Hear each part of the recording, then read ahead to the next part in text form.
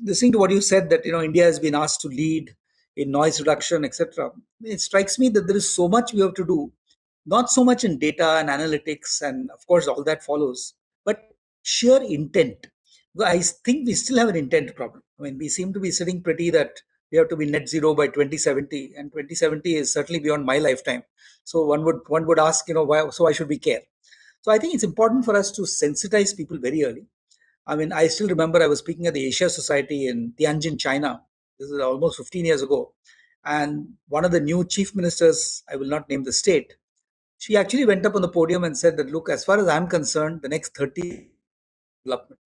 After I develop my state, then I will start thinking about the environment. Now, I'm saying if we let such bravado statements pass, I think we are sending a message to young people that it doesn't matter. I mean, don't worry about it. Somebody else will take care of it. So I think that's point number one. Point number two, you mentioned marine life. I remember I was in Bhopal speaking at the Bhopal Literary Festival, and one of the admirals from the Navy was there, and he was talking very proudly about the development we're going to do in Indira Point in Nicobar. I'm sure many of you know it, and that's one of those real beautiful areas. And interestingly, he talked about how we will develop it into a Phuket-like port city, and there'll be a military base, etc., etc. One young man from the audience got up and said, "Sir, have you ever heard about the leatherback turtle?" And there was a stunned silence about the leatherback turtle in the audience. And he actually went on to very graphically explain how the leatherback turtle is almost like a traffic cop to make sure that the absolute lack of confidence. And we have to do everything possible to make that very well.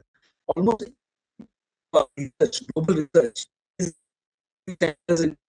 If you look at what we're trying to do here, there are many, many startups in the sustainability space.